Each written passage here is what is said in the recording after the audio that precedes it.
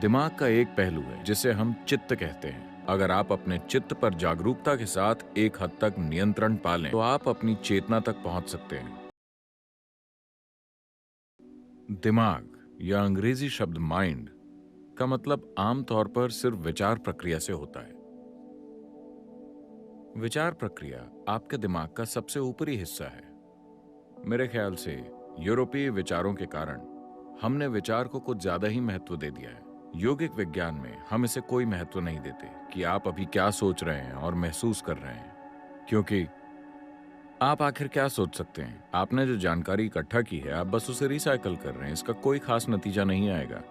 जो भी आपके दिमाग की सतह पर है वो घूमता रहता है, उसका कोई फायदा नहीं है। अभी आप जो सोच रहे हैं वो दिमाग की सतह है। दिमाग के और गहरे आयाम भी हैं। संस्कृत भाषा में दिमाग की अलग अलग अवस्थाओं का वर्णन करने के लिए कई सारे शब्द हैं, लेकिन दिमाग का एक पहलू है। समय की कमी के कारण मैं बाकी चीजों को छोड़ रहा हूं। दिमाग का एक पहलू है जिसे हम चित्त कहते हैं। चित्त दिमाग की सबसे अंदरूनी परत है, जो उस चीज के साथ आपको जोड़ता है जिसे हम चेतना या कॉन्शियसनेस कहते हैं। अगर आपका चित्त जागरूक हो जाए, अगर आप अपने चित्त पर जागरूकता के साथ एक हद तक नियंत्रण पालें, तो आप अपनी चेतना तक पहुंच सकते हैं। हम जिसे चेतना कह रहे हैं, ये वो आयाम है जो न तो भौतिक है, न इलेक्ट्रिकल है और न इलेक्ट्रोमैग्नेटिक है। ये भौतिक से अभौतिक आयाम का एक बहुत बड़ा परिवर्तन है। एक अभौतिक आयाम ही अस्तित्व का आधार है। अभौतिक की गोद में ही भौतिक घटित होता है। भौतिक एक छोटी सी घटना है। इस ब्रह्मांड में 2% से कम या 1% से भी कम भौतिक है, बाकी अभौतिक है। इस अभौतिक आयाम के नाम के रूप में यौगिक शब्दावली में एक खास ध्वनि का प्रयोग किया जाता है जो उस आयाम से जुड़ी हुई है। आजकल ये सब काफी विकृत हो गया है। We call this Shiva.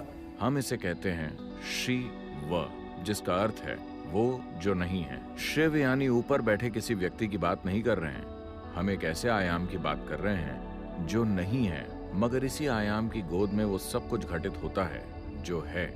तो अगर आपका चित्त थोड़ा भी सचेतन हो गया तो न सिर्फ किसी विचार को कहीं और पहुंचाने की आपकी क्षमता, बल्कि और कुछ भी भेजना भी संभव है। भौतिक स्तर पर कुछ भेजना भी संभव है। तो क्या ऐसा हो सकता है? निश्चित तौर पर। क्या हम अभी इन सभी लोगों को ये सिखा सकते हैं? सैद्धांतिक रूप से हाँ, मगर क्या ये उसके लिए जरूरी तैयारी करेंगे? ये एक क्वेश्चन मार्क है। एक बड़ी समस्या ये है कि हमारे एजुकेशन सिस्टम्स ऐसे हैं कि हमने अपने विचारों को इतना महत्वपूर्ण बना दिया है कि पहले तो उन्हें नीचे लाने में समय लगेगा।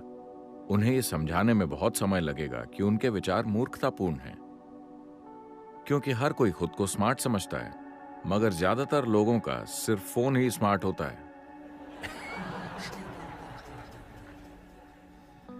क्योंकि आपकी विचार प्रक्रिया सिर्फ उन सीमित जानकारियों का नतीजा है जिन्हें आपने इकट्ठा किया है। अगर मैंने दुनिया की सारी लाइब्रेरियां पढ़ डाली हैं तो भी ये बहुत सीमित है पूरी सृष्टि के मुकाबले। इतने वैज्ञानिक विकास के बाद भी हम नहीं जानते कि एक पत्ता वास्तव में कैसे काम करता है। हम एक अणु को भी पूरी तरह नहीं जानते, इतनी सारी वैज्ञानिक खोजों के बावजूद। तो इतना एहसास काफी होना चाहिए हमें विनम्र बनाने के लिए कि हम चीजों का इस्तेमाल करना तो जानते हैं, मगर ये नहीं जानते कि ये है क्या। पूरा जीवन लग जाएगा उसकी मूलभूत चीजों को समझने में। अगर लोग सबसे पहले इन चीजों को समझ लें, जैसे उनके दिल के सनक, आपने तो उसे मूर्खतापूर्ण कह दिया। अगर वो ये भी समझ लें कि उनकी विचार प्रक्रिया और भावनाओं की स्मार्टनेस भी काफी मूर्खतापूर्ण है, तो ये आसान हो जाता है। फिर लोगों को ट्रेन करना आसान हो जाएगा। ऐसा नहीं है कि अब मैं इस विचार को पैदा करके आपको देना चाहता हूं, ऐसे नहीं। आपके सोचने से पहले चीजें घटित होंगी। आपके लिए जो सबसे अच्छा है वो अपने आप आपके साथ हो जाएगा, इससे पहले कि आप अपने दिमाग में उसे सोचें। आपको कभी सोचना नहीं पड़ेगा कि आप क्या बनना चाहते हैं। जीवन ही खुद को व्यवस्थित कर लेगा।